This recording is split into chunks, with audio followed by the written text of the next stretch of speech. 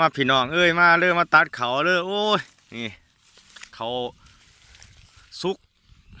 ได้สดหมอสุกบ่พร้อมกันพี่น้องเอ้ย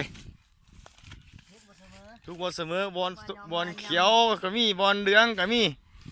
ฝุ่นโอ้ยฝุ่นบอลหันยังเขียวอยู่บนท่านถอกพี่น้องเอ้ยมานี่โอ้ยยังหลายเติบอยู่มาตัดเขาอยู่มาเด้อพี่น้องเด้อหันโอ้คันนี้กำลังมัดอยู่ทัดสอบมัดสิได้อยู่200กว่าสุปีเคยไร300ข้อสอบปีนี้จะได้อยู่80สอบเท่านั้นแล้วเนี่ยคือเห็นนี่แหละถอกอยู่เหลืองอยู่ก็มิตรดีบเงยมึงหนาเจ้าของอยู่นี่เขาโอ้ยเห็นเจ้าของมาเงยใส่เจ้าของหยินใส่เจ้าของอยู่ มันบ่ตอกถอกฝุ่นอันนั้นยังเขียวอยู่ฝุ่นฟังนั่นโอ้ย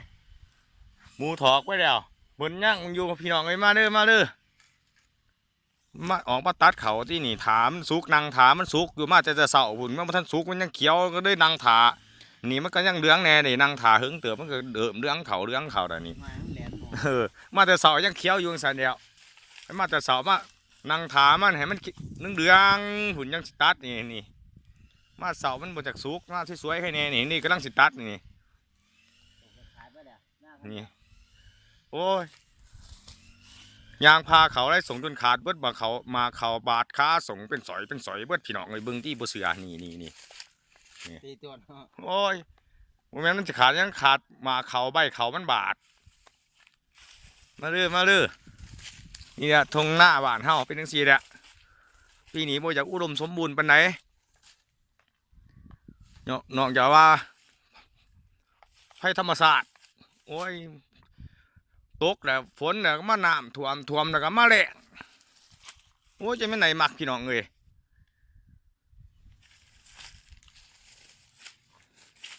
นี่ยังสีเดืองหาตัวมันเหลืองมันสุกได้นี่เดืองหาก่อนคันโมยางหานี่โมได้ตัดง่ายได้นี่ต้องยางหาเพิ่นจังได้ตัดซ้ำเพิ่นสุก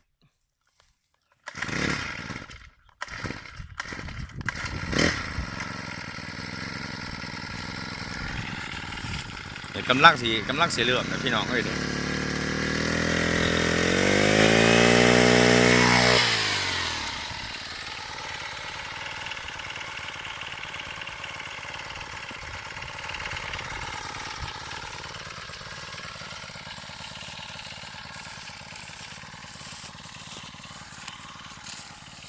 เบิ่งเอาเด้อพี่น้องเด้อ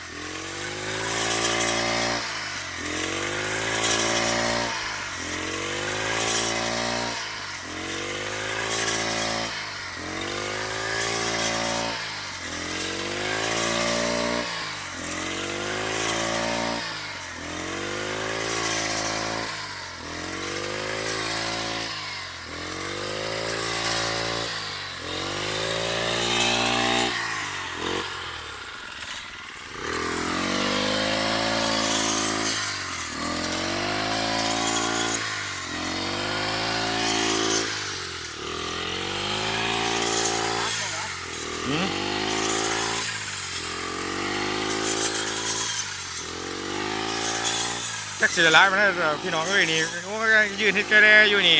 ตัดไปให้แล้วเป็นไงมันถ้าบ่ตัดกะอุ้ยเขาสิกินได้นี่เฮ็ดไปอีกทีได้บ่พอซีดสอบตัวนี้เนี่ย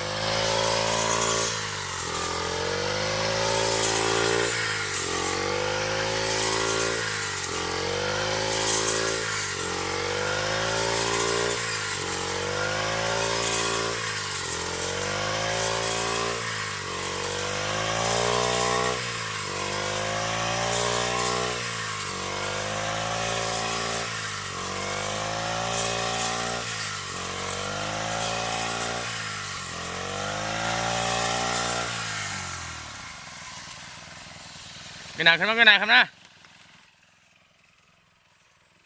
ต้องยูทูบของจอย เท่านี้เนาะก่อนเนาะพี่น้องเนาะโอ้ไปมัดก่อนผุนโอ้ยหลายสิเทผุนทั้งยังบ่ทันได้มัดแม่นเบิดอ่ะผุน